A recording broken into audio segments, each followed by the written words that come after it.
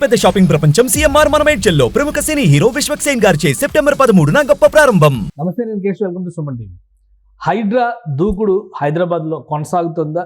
విల్లాల కూల్చివేతలు, గేటెడ్ కమ్యూనిటీలకి నోటీసులు, పెద్ద పెద్ద సంస్థలు కూడా దీని పరిధిలోకి రావడం, దీంతో ఒక సంచలనంగా మారింది. అయితే నివాసంగా ఉన్నటువంటి స్థలాల్ని, వాటి నిర్మాణాలని కూల్చేటువంటి విషయంలో మాత్రం కొంత దూకుడు తగ్గింది అనేటువంటి వాదన కూడా వినిపిస్తుంది. అసలు ఏం జరుగుతుంది? ముఖ్యంగా శని ఆదివారాల్లో హైడ్రా అధికారులు వరుసగా కూల్చివేతల పరంపరకి వెళుతున్నారనేటువంటి విమర్శలకి హైడ్రా ఏం సమాధానం చెప్తుంది? ఈ అంశాలపైన విశ్లేషణ చూద్దాం. మనతో పాటు పొలిటికల్ అనలిస్ట్ చంద్ర శ్రీనివాస్ గారు. నమస్కారం. నమస్కారం అండి. హైడ్రా మొదలైన తర్వాత ఇంకా నెల కూడా సమీపించలేదు. ఆల్మోస్ట్ 20-25 రోజుల్లో ఒక దూకుడు వాతావరణం కనిపించింది. శని ఆదివారాలు వస్తే మరిన్ని కూల్చేస్తున్నారనేటువంటి విమర్శ కూడా వస్తుంది. నిజంగా అలాంటి ప్రణాళిక ఏమైనా ఉందా? డెఫినెట్గా, అంటే వాళ్ళ రూల్ ప్రకారం వాళ్ళు వెళ్తున్నారు, సిస్టమేటిక్గా వెళ్తున్నారు. మనం అనుకున్నట్టు ఇదేది మధ్యలో ఆగిపోయే సంస్థలా కనపడతలా. దీన్ని స్ట్రక్చర్ ఏర్పాటు చేస్తున్నారు. రేపు మాపో ఆర్డినెన్స్ రూపంలో వస్తుంది, చట్టం తీసుకొచ్చేస్తుంది. North zone, central zone, south zone, 3 జోన్లకు ఎస్పీ స్థాయి అధికారులు వస్తున్నారు. ఈ పైన మానిటరింగ్ చేయడానికి ఒకళ్ళు, వీళ్ళందరూ కూడా బాస్గా హైడ్రా కమిషనర్ రంగనాథ్ గారు వస్తారు. కాబట్టి దీంట్లో అపార్ట్మెంట్ల, విల్లాల, వాణిజ్య సముదాయాల అనేక చోట్ల చెరువులు ఆక్రమించుకున్నారా లేదా, నాలాల మీద కట్టారా లేదా, ఈ బఫర్ జోన్ ఎఫ్టీఎల్లో వీళ్ళ నిర్మాణంలో ఉన్నాయా లేదా చూస్తున్నారు. ఇది మంచి పరిణామం, అందరూ ఆహ్వానిస్తున్నారు. దీనికి రేవంత్ రెడ్డి గారిని అయితే కల్కి సినిమాలో లాగా రేపటి కోసం అని చెప్పేసి విజువల్స్ చేసి, భవిష్యత్ తరాల కోసం అని చెప్పేసి సాంగ్స్లో హైడ్రా అధికారులని ఇటు రేవంత్ రెడ్డి గారిని ప్రశంసిస్తూ ఉన్నారు. కాకపోతే కొంతమంది ఈ దీన్ని ఆక్రమించిన వాళ్ళు కావచ్చు, వాళ్ళు సపోర్ట్గా ఉన్న వాళ్ళు కావచ్చు, వ్యతిరేకిస్తున్నారు 10-20% తప్పితే ఈ ఎక్కడి నుంచి వచ్చినాయి చెరువులను ఆక్రమించుకోవడానికి వీళ్ళకి ఎలా హక్కుంది అనేది చూస్తున్నారు. శనివారం ఆదివారం వచ్చేసరికి ఈ అక్రమాలను, ఈ కబ్జాకోరులు మాత్రం వాళ్ళ గుండెలో రైలు పరిగెత్తుంది. దీని వెనక ఊహించిన విధంగా జెంట్సే ఒకప్పుడు ఏదో ఆక్రమదారులు అంటే, రౌడీ షీటర్లు అంటే, కబ్జాకోరులు అంటే జెంట్సే అనుకున్నాం. లేడీస్ కూడా దీంట్లో ఉన్నారనేదానికి ఆశ్చర్యంగా ఉంది.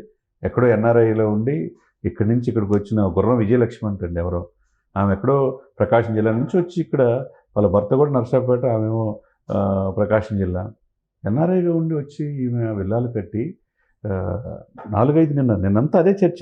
ఒక మహిళ ఒక పారిశ్రామికవేత్త అవ్వచ్చు, ఒక రోల్ మోడల్ అవ్వచ్చు, ఒక తల్లిగా బాగానే ఉంటుంది.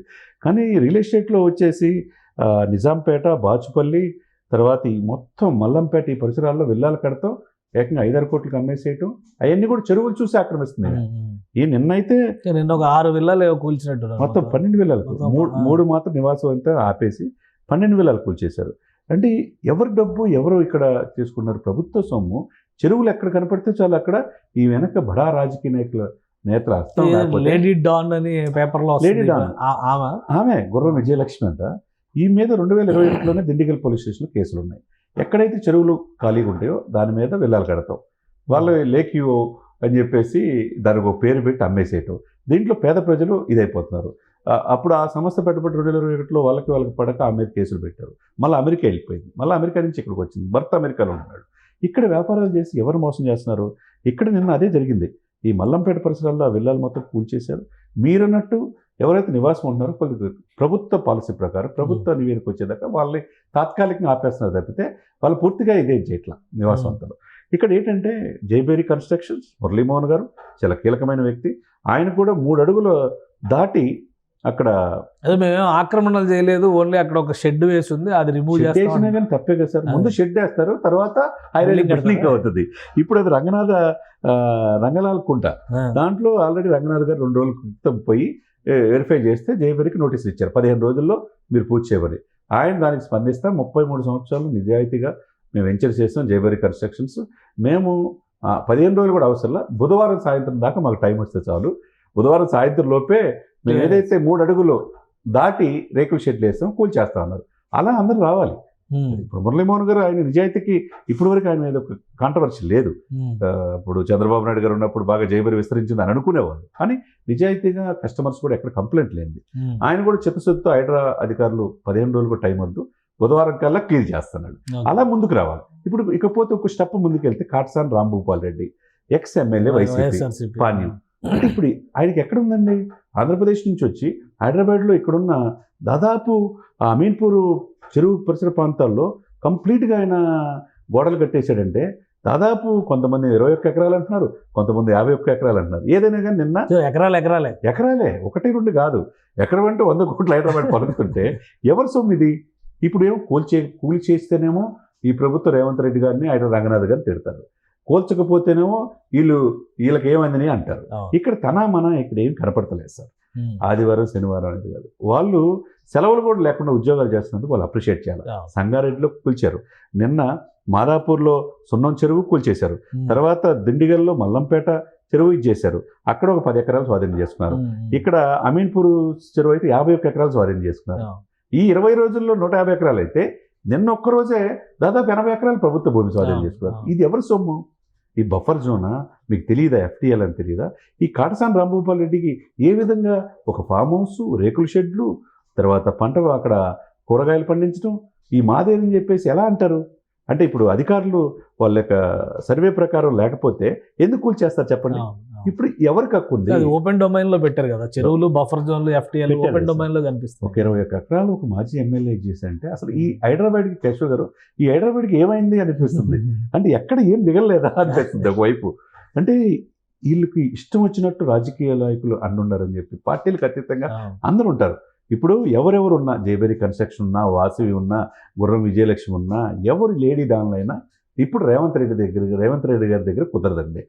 క్లియర్ కట్ పాలసీ అనేది కనపడుతుంది. దీన్ని ఎవరిని ఉపేక్షించే. ఇప్పుడు సడన్ గా ఎందుకని అధికారుల బదిలీలు జరిగినాయి? హైదరాబాద్ కమిషనర్ ని ఆనంద్ గారు ఛార్జ్ తీసుకున్నారు, సివి ఆనంద్ గారు. అట్లానే ఏసీబీ విజిలెన్స్ కి సంబంధించి డెసిషన్ తీసుకున్నారు, ఇంటెలిజెన్స్ డిపార్ట్మెంట్ కి సంబంధించి మార్పులు చేశారు, కీలకమైన పోస్టులు 3 మారినాయి అనేటువంటి చర్చ నడుస్తుంది. దీనికి హైడ్రా ఎఫెక్ట్ ఏమైనా ఉందా? డెఫినెట్గా ఉంటుంది. ఎందుకంటే సివి ఆనంద్ అనే వ్యక్తి నగరం మీద పూర్తిగా అవగాహన ఉన్న వ్యక్తి. ఇంతకుముందు కమిషనర్గా చేశారు స్వల్పకాలం. ఇప్పుడు కొత్తకోట శ్రీనివాసరెడ్డి గారిని రేవంత్ రెడ్డి గారు వచ్చిన తర్వాత సమర్థం, ఆయన నిజాయితీకి నిలువుటర్థం శ్రీనివాసరెడ్డి గారిని. ఆయన ఇప్పుడు విజిలెన్స్ విజిలెన్స్ చాలా బలంగా చేయాలనే ఉద్దేశంతో దాని మీద పెట్టారంట. కొంత దాన్ని మార్చారు అనుకుంటున్నారు. కానీ సివి ఆనంద్కి ఇక్కడ రంగనాథ్ మీద పట్టుంది, బాగా పూర్తి పట్టుంది నగరం మీద. వీళ్ళిద్దరూ సివి ఆనంద్ కమిషనర్గా ఉండేటప్పుడు ట్రాఫిక్ చీఫ్ గా రంగనాథ్ గారు ఉన్నారు. దాదాపు 155 కూడల్లో కంట్రోల్ చేశారు, అక్రమం తొలగించారు. ఆపరేషన్ రోప్ అని ఒకటి పెట్టారు. ప్రత్యేకంగా సివి ఆనంద్ గారు ఇతన్ని ప్రశంసించారు, ఎవరిని? రంగనాథ్ గారు. కాబట్టి వీళ్ళిద్దరికి మ్యాచ్ పర్ఫెక్ట్ గా అవుతుంది. సిటీ మీద పూర్తిగా డీజీ కమిషనర్ సమర్థవంతమైన ఉన్నప్పుడు, అదేవిధంగా హైడ్రా ఇదైనప్పుడు ఎక్కడ కూడా అరమరికలు లేకుండా సిటీ ప్రక్షాళనకి ఈ చేంజెస్ అవసరం. డెఫినెట్గా సిటీ ప్రక్షాళనకే చేంజ్ అనేది క్లియర్గా అర్థమవుతుంది. కాబట్టి సమర్థతకి రేవంత్ రెడ్డి గారు పెద్దపీట వేస్తున్నారు. అందులో మనం నిన్న కూడా చూసాం, జర్నలిస్టులు కూడా ఎప్పుడు లేని విధంగా గత ప్రభుత్వంలో జర్నలిస్టులు అంటే కనీసం సెక్రటరియట్కి అడుగు పెట్టే పరిస్థితి కూడా లేని పరిస్థితి నుంచి మీకు స్వేచ్ఛ ఉంది, మీరు రాండి అని చెప్పి కేశవరావు గారు ఆ రోజు మాజీ జర్నలిస్ట్ కాడి నుంచి ఎప్పుడు లేని విధంగా ఇన్ని సంవత్సరాలు 2 దశాబ్దాలుగా ఎదురు చూస్తున్నది గత ప్రభుత్వంలో ఇవ్వలేకపోయారు. కానీ ఈ ప్రభుత్వంలో చాలా మందికి వెసులుబాటు కల్పించింది. రేవంత్ రెడ్డి గారు టు బి ఫ్రాంక్ గా ఫెయిర్ గా ఉన్నట్టే కనపడుతుంది. ఎందుకంటే మీకు హైడ్రా విషయంలో ఒక స్పష్టమైనటువంటి వ్యూహంతో అయితే రేవంత్ గారు వెళ్తున్నారు. ఎందుకంటే ఈ అధికారుల బదిలీలు అన్ని కూడా దాని లింక్ అయినట్టే కనిపిస్తుంది. ఒకటికొకటి లింక్ ఉంది. ఒక విమర్శ, కౌంటర్ విమర్శ ఏమొస్తుందంటే, నివాసంలో ఉన్న ఫ్లాట్లు కానీ లేదంటే విల్లాలు కానీ వాటిపైన నిర్ణయం తీసుకోము, మేము వేచి చూస్తాము, ఈ వెసులుబాట్లు ఇస్తున్నారు కాబట్టి హైడ్రా దూకుడు కొంత కళ్ళెం పడింది అనేటువంటి విమర్శలు, లేదా సీఎం గారి అన్నగారి ఇంటిని కాపాడే క్రమంలోనే ఇవన్నీ కూడా ఈ వెనకబాటు నిర్ణయాలు తీసుకుంటారా? ఏం చెప్తారు దీనికి? కేశవ్ గారు, అది కొంతమంది అంతకుముందు గతంలో పాలించిన పాలకులు మాట్లాడే ఆరోపణలు తప్పితే తనకు అన్న, తన కుటుంబం అనేది మీరు చూపించి నేనే దగ్గర నుండి కూలుస్తాను. సొంతగా తిరుపతి రెడ్డి వాళ్ళ బ్రదర్ అయితే కొద్దిగా టైం ఇస్తే నా సామాన్లు నేను తీసుకెళ్తాను తప్పితే ఇది నాది అని అంటలా. మిగతా వాళ్ళు నాది, నువ్వు ఎలా కూలుస్తావు చూస్తావు అంటున్నారు. ఇక్కడ ముఖ్యమంత్రి బ్రదర్ అయినా నిజాయితీగా ఉన్నారు. ఇక్కడ ఏంటంటే ఆల్రెడీ ఉంటున్నారు కాబట్టి పాలు పొంగించుకొని కొంత సమయం ఇవ్వాల్సిన అవసరం ఉన్నది. అది పాలసీ గవర్నమెంట్ తేవాలి. అంతేగాని హైడ్రాకి నీకు ఎట్లా చట్టబడుతుందని ఈ నాయకులే ప్రశ్నిస్తారు. కాబట్టి ప్రభుత్వం ఏదైతే పాలసీ తీసుకుంటుందో దాని ప్రకారం కొంత వెసులుబాటు కల్పిస్తాం. నిర్వాసితులకు మాత్రం ఇప్పుడే పడగొట్టాం.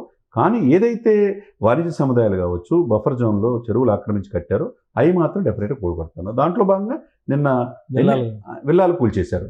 ఈ విల్లాలు ఒక్కొక్కటి 6-7 కోట్లకి అమ్ముతున్నారు సార్. ఒక్కోసారి 12 కోట్లు అంట. అసలు వెళ్ళాలంటే వాళ్ళు స్వయంగా చక్కగా ఇండు లవ్స్ అని వాళ్ళు అనుకుంటున్నారు, లేక్ యూ అనుకుంటున్నారు. ఆ లేక్ ఎవరిది? ఈ చెరువులు ఎవరి? ఈ నాలాలు ఎవరి? ఈ హైదరాబాద్ విపత్తు జరిగితే రోడ్ల మీద నీళ్ళు ఎందుకు వస్తున్నాయి? ఇట్లా ఎవరైనా సరే సార్ ఈ నగరాన్ని ప్రక్షాళన చేయకపోతే పూర్తిగా హైదరాబాద్ కనుమరుగయ్యే అవకాశం ఉంది. ఏది చెరువులు లేనప్పుడు నెక్స్ట్ జనరేషన్ మనం ఏమిస్తాం సార్? Right. ఏదైనా కానీ విమర్శనవాదులు ఎప్పుడూ ఉంటారు, విమర్శనవాదులు విమర్శిస్తూనే ఉంటారు. కానీ తన పని తాను చేసుకుపోయే ఇదిలో రేవంత్ రెడ్డి గారు ముందు వరుసలో ఉన్నారు. రైట్. థ్యాంక్ యూ చంద్ర శ్రీనివాస్ గారు. ఇది హైడ్రా దూకుడులో ఏమాత్రం మార్పు లేదు, ప్రణాళిక ప్రకారం ముందుకెళ్తుందని చంద్ర శ్రీనివాస్ గారు విశ్లేషిస్తున్నారు. పెద్ద పెద్ద సంస్థలకు చెందినటువంటి నిర్మాణాలకు కూడా నోటీసులు ఇచ్చారు.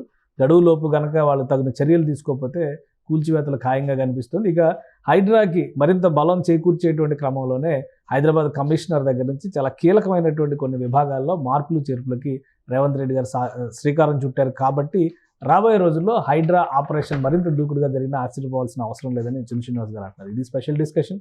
Keep watching. సుమన్ టీవీలో మీ పర్సనల్ అండ్ బిజినెస్ ప్రమోషన్స్ కోసం కింది నెంబర్కి కాంటాక్ట్ చేయండి.